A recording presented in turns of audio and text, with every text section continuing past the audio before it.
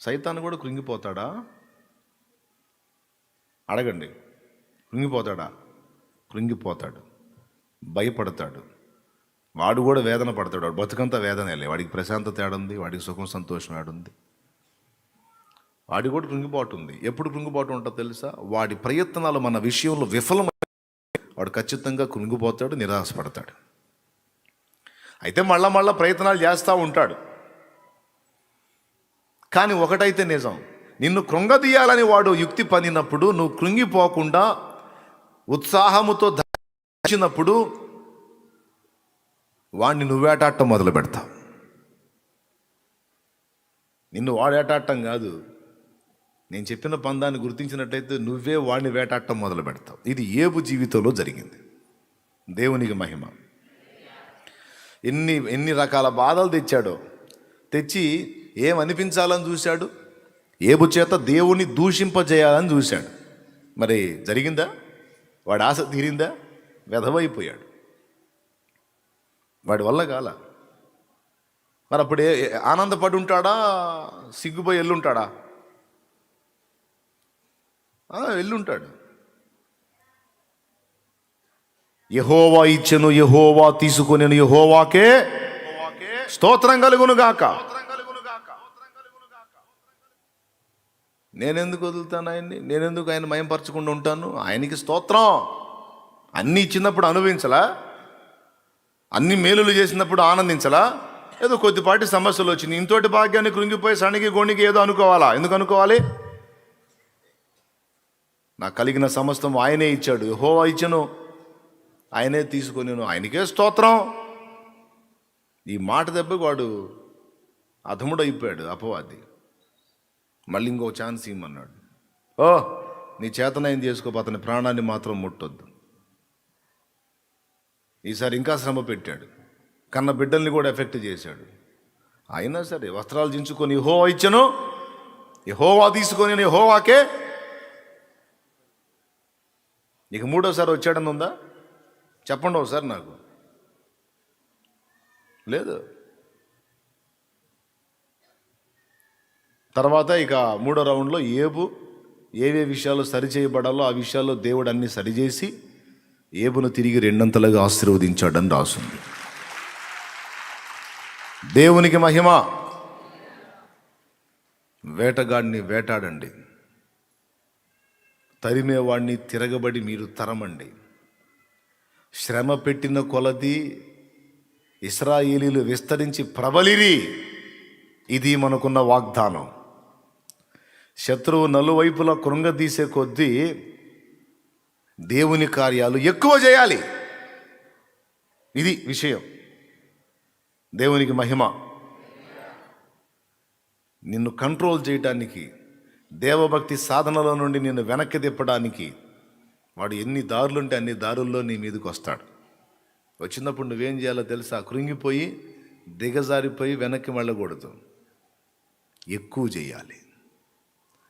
ప్రార్థన కొద్ది గొప్ప చేస్తూ ఉంటే కొన్ని రకాల ఇబ్బందులు నీకు ఎదురవుతూ ఉంటాయి అనుకో. ఆ ఎదురయ్యే శోధనలను బట్టి ప్రార్థన తగ్గించకూడదు, ఎక్కువ చేయి. అప్పుడు వాడు ఓడిపోతాడు. అర్థమైందా? నువ్వు దేవుని మహిమపరిచే కొద్దీ శ్రమలు ఎక్కువ అవుతున్నాయి అనుకో, వాడి పనే. కాబట్టి నువ్వు తగ్గిపోవాకు, ఎక్కువ చేయి. వాడు వెధవైపోతాడు అప్పుడు. అర్థమైందా? నీ పవిత్రతను పాడు చేయటానికి, నీ పరిశుద్ధతను పాడు చేయటానికి వాడు దాడి చేసి నిన్ను ఒకవేళ అపవిత్రతలోకి నెట్టేసి నువ్వు దేవునికి పనికిరావు, నిన్ను దేవుడు ఆమోదించడు అని నీకు అడ్డుకట్టలు వేయటానికి ప్రయత్నిస్తే మరి ఎక్కువగా దేవుని పాదాలు పట్టుకొని నన్ను బలహీనపరచడానికి ట్రై చేసావు గనుక అంతకుముందు ఒక్కింత చేస్తే నేను ఇప్పుడు దేవుని కొరకు 4 గింతలు పని చేయడానికి ఇష్టపడుతున్నాను రా సైతాన్ అని వాడి మీద 4 గింతలుగా యుద్ధం ప్రకటించాలి. ఇది పోరాటం. ఒక దెబ్బ వాడిది మన మీద పడవచ్చు, ఒక దెబ్బ మనది వాడి మీద పడవచ్చు. అయితే ఒక్కటే మన దగ్గర ఎలా ఉండాలో తెలుసా? ఒక దెబ్బ వాడు కానీ మనల్ని కొట్టాడా, ఒకే దెబ్బతో వదిలిపెట్టకూడదు, మళ్ళీ 4 దెబ్బలు కొట్టాలా.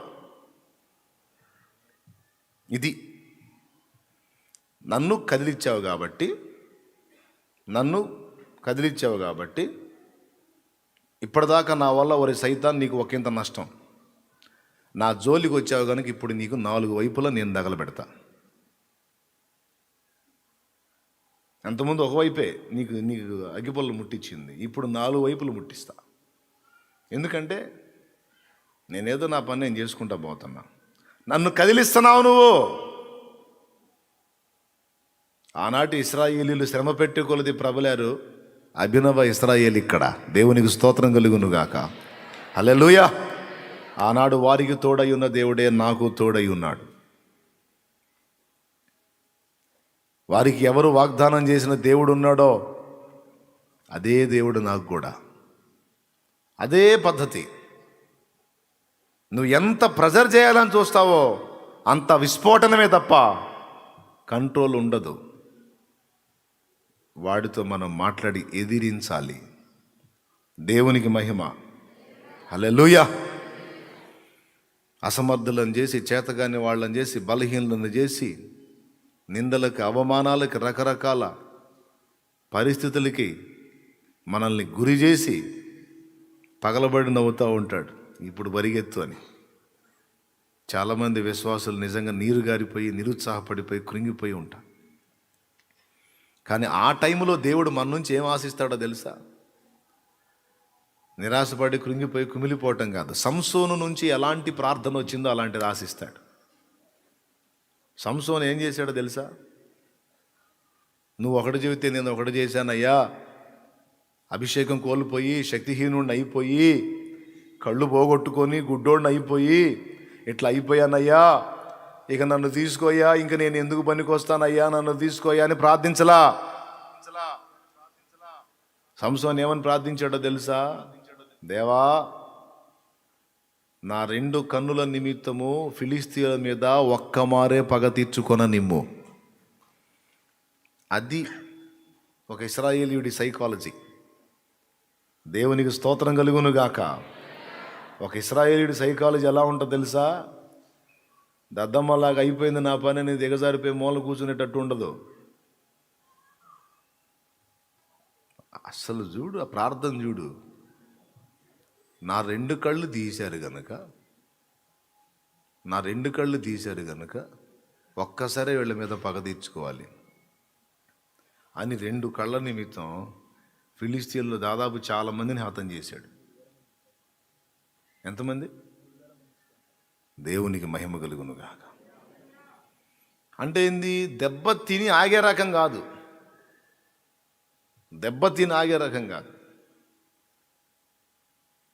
గాయం అయ్యే కొద్దీ రేగే రకం. కోడి పందాలు చూసారా మీరు? కోడి పందాలు కూడా అదే కనపడుతుంది మనకి. 2 రకాల కోళ్ళు ఉంటాయి. జాతి కోడి అని ఒకటి ఉంటుంది, దెబ్బల మీద తిరిగేది ఒకటి ఉంటుంది. అది కూడా మంచిగా పుంజి, అది కూడా అందంగానే ఉంటుంది. పూరి కోడి అంటారు ఇక్కడ, మరి అక్కడ మీ దిక్కులు ఏమంటారు. కానీ ఈ దెబ్బల మీద తిరిగేదాన్ని కూడా తీసుకెళ్ళి కత్తి కట్టి పందెం వేస్తే అది కూడా పోట్లాడిద్ది. ఎప్పటిదాకంటే ఎదుటి దాన్ని దెబ్బ తగలనంత వరకు ఎగిరి తంతుంటుంది. పొరపాటున అవతల దానికి కత్తి దీనికి తగిలిందా, ఇక ఎలలో కనపడదు. ఇక మనకి కోకోని గగనాలు లేచిపోద్ది, ఇక పొలాలు గడ్డం పడి. నేను మారు మనసు పొందకముందు చూసా. మారు మనసు పొందకముందు మా బావగారు వేసేవాడు కోడి పందాలు, ఆయనతో పాటు వెళ్ళి చూసేవాడిని. 2 రకాల పందాలు జరిగాయి, జాతి కోళ్ళు, పూరి కోళ్ళు. ఫస్ట్ సరదాగా ఈ పూరి కోళ్ళ పందెం వేసేవాళ్ళు అనమాట. దెబ్బల మీద తిరిగే వాటిని తెచ్చి ఎగిరి కొడుతుంటుంది. అవతల దానికి కత్తి దీనికి తగిలింది అనుకో, ఇక అంతే. పాప ఇక వాడు కోడిగల్లోడికి కనపడదు. ఇక అది ఏడాడు తిరుగుతుంటుంది, ఇక వెళ్ళిపోద్ది. అది లేచిందనుకో, దెబ్బ తగిలి లేచిందనుకో, జనం అంతా పరారు ఎటోళ్ళట్టు. ఎందుకంటే కత్తి ఉంటుంది దాని కాలుకి. ఎవడి మీదగా దాటిపోతా, ఎవడికి తగిలిద్దో ఆ కత్తి అని ఎటోడాడు విరగబడతారు. వెళ్ళిపోయింది అది. కానీ జాతి కూడా అలా కాదు. అవతల దాన్ని కత్తి తగిలే కొద్దీ దీనికి రేగుతుంటుంది. పోరాటం కత్తి తగిలే కొద్దీ రేగిద్ది, రెండు చేసిద్ది. ఎదుటి దాన్ని దెబ్బ కొట్టనన్నా కొట్టిద్ది, లేదా ఇది అక్కడే హతమన్నా అయింది. శత్రువుని చంపనన్నా చంపిద్ది, లేదా ఎలలోనే చావనన్నా చచ్చిద్ది. అంతేగాని ఎల దాటి పిరిగి పందలాగా పారిపోదు, భయాన్ని కృంగుబాటుని చూపించదు. ప్రిలారా, ఎందుకు ఈ మాట చెప్తున్నానంటే, ప్రకృతిలో ఉన్న వాటిల్లో చాలా వాటిని చూపించి దేవుడు మనకు పాఠాలు నేర్పుతాడండి. దేవుని గురించిన సంగతులు మనకు తెలుస్తాయి. సంఘాన్ని గురించిన రహస్యాలు కూడా ప్రకృతిలో ఉన్న కొన్నిటిని చూడటం ద్వారా మనకు తెలుస్తుంది.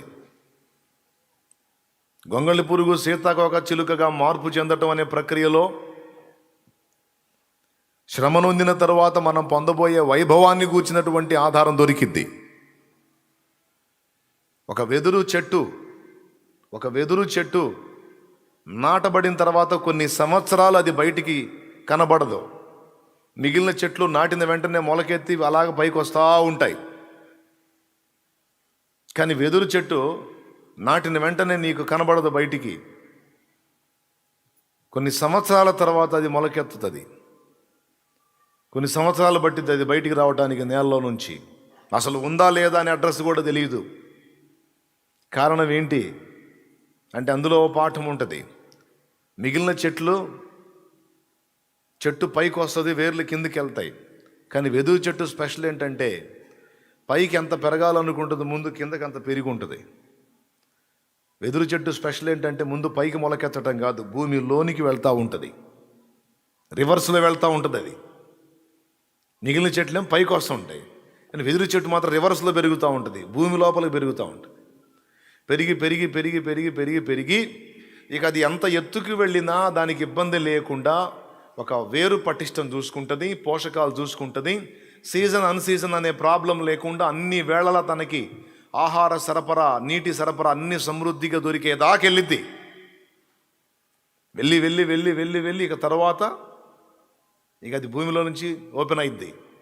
ఓపెన్ అయిందంటే 24 గంటలకి ఇంత పొడవు అని పెరుగుతూ ఉంటుంది, 24 అవర్స్కి ఇంత పొడవు అని పెరుగుతా పెరుగుతా పెరుగుతా పెరుగుతా పెరుగుతా 60 అడుగుల పైచిలికి వెళ్ళిపోద్ది.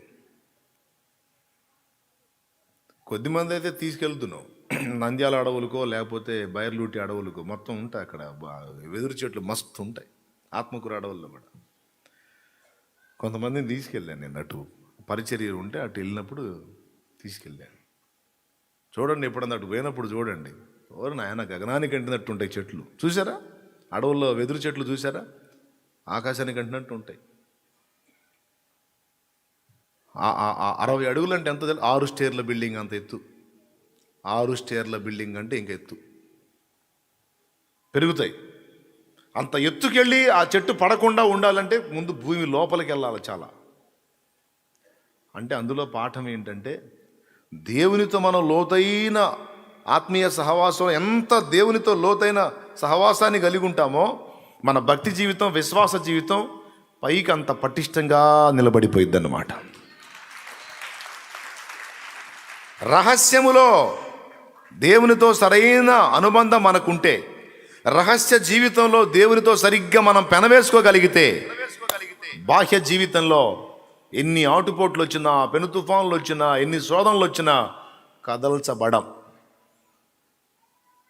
ఎందుకంటే రహస్యంలో మనం దేవునితో సరైన అనుబంధం కలిగి ఉన్నాం, సరైన రీతిలో దేవునితో పెనవేసుకున్నాం కాబట్టి ఇక బాహ్య జీవితంలో ఎన్ని ఎదురైనా మనం తొణకం. కొంతమంది బయట మంచి హడావుడికి కనపడతారు, కానీ రహస్య జీవితంలో దేవునితో సరైనటువంటి లోతైన సంబంధం ఉండదు. బయట చూపులకు మాత్రం వాళ్ళు చాలా భక్తిగా మాట్లాడతారు, పలుకుతారు, ప్రకటిస్తారు. అబ్బో అంతా దేవునికి స్తోత్రం, అసలు అమ్మో హల్లెలూయా అంటుంటారు. మనం చూస్తే ఎట్లా ఉంటుందంటే, అమ్మో ఎంత భక్తిగా ఉన్నారు, ఎంత ఆత్మీయంగా ఉన్నారు అన్నట్టు అనిపిస్తుంది. కానీ కొద్దిపాటి గాలి, శోధనలు కానీ, వేదనలు కానీ, ఇబ్బంది కానీ, శ్రమ కానీ కలిగిందా అడ్రస్ కూడా దొరకరు. అబ్బో దేవుడు గొప్పోడు, అది దాన్ని తెగ భజన చేసావు, ఏం తిట్టయిపోయావంటే మన వల్ల కాదులే అంట. కానీ దేవునితో రహస్యమందు లోతైనటువంటి సహవాసాన్ని ఏర్పరచుకొని, నేను అందుకే చాలాసార్లు చెప్తాను, దేవునితో లోతైన అనుబంధాన్ని కలిగి ఉండడానికి ఎప్పటికప్పుడు జాగ్రత్తలు తీసుకోండి. వెదురు చెట్టు నేర్పుతున్న పాఠం అది. దేవునితో నువ్వు ఎంత రహస్యంలో ఎంతగా దేవుణ్ణి పెనవేసుకొని ఉంటావో బాహ్య జీవితంలో అంత అద్భుతమైన ఫలం నీకు ఉంటుందని చెప్తున్నాను నేను. అదొక పాఠం. చెట్టును చూపించి ఒక పాఠం, పురుగును చూపించి ఒక పాఠం, అట్లనే కోడిని చూపించి పాఠం చెప్తున్నా. కోళ్ళు కుక్కల గురించి మనకెందుకు అంటాడో తెలివి తక్కువ. కృంగుబాటు, భయం, అనుమానం, దేవుడు ఒప్పుకుంటాడో లేడో, దేవుడు ఆమోదిస్తాడో లేడో, ఇవన్నీ వాడికి కావాలి నీలో. ఇవన్నీ నీలో వ్యక్తపరచబడినప్పుడు వీటికి భిన్నంగా నువ్వు నా దేవుడు నాకున్నాడు, నాకు భయం లేదు, జరిగే కార్యాలన్నిటి వెనక ఆయన ఉద్దేశం ఉంది, నేను కృంగిపోను. ఒకవేళ నేను ఆత్మీయ జీవితంలో కించిత్ తొట్టుపాటు గురైనా తిరిగి నన్ను క్షమించి తన రక్తంతో కడిగి నన్ను నిలబెట్టి నన్ను బలపరిచి వాడుకోగల నా దేవుని కనికరం నాకు తెలుసు, క్షమాగుణం నాకు తెలుసు, దయారసం నాకు తెలుసు. కనుక శత్రువా, నా దేవుడు నన్ను కనికరిస్తాడు. నేను మారు మనసు పొంది నా దేవుని వైపు మళ్ళుకుంటాను. నా ఆశ, నా ఆరాటం, నా తపన, నా భారం నా దేవునికి ఇష్టంగా బతకాలనే, నా దేవుని సంతోష పెట్టాలనే, నా దేవుని చిత్తం చేయాలనే, ఆయనలో నా జన్మ సార్థకం చేసుకోవాలనే నా ఆరాటం రా సైతాన్. నీకు నువ్వు ఎన్ని పోరాటాలు చేసినా ఒకటిదే, నేను వెనక్కి తగ్గేది లేదు, ఓటమిని అంగీకరించేది లేదు, దిగజారిపోయేది లేదు. తుది శ్వాస విడిచేంత వరకు నువ్వు ఎంత శ్రమ పెడతావో అంత విస్తరిస్తా, నువ్వు ఎంత ఇబ్బంది పెడతావో అంత ప్రబలుతా. ఎందులో ప్రబలుతావు? అన్నిట్లో ప్రబలుతా. ప్రార్థనలో ప్రబలుతా, విస్తరిస్తా. ఆత్మల సంపాదనలో విస్తరిస్తా, పరిచర్యలో విస్తరిస్తా, సువార్త ప్రకటనలో విస్తరిస్తా, విశ్వాసంలో విస్తరిస్తా, ఆత్మీయతలో విస్తరిస్తా, ఆరాధనలో విస్తరిస్తా, దేవుని మహిమపరచడంలో విస్తరిస్తా, దేవునితో గడపటంలో విస్తరిస్తా, దేవుని ప్రేమించడంలో ఎక్కువ చేస్తా. ఇవన్నీ నేను ఎక్కువ చేయకుండా ఉండాలంటే నువ్వు ఎక్కువ చేయవాకు. నువ్వు లేఖనం నెరవేరిద్ది అంతే. దేవునికి మహిమ.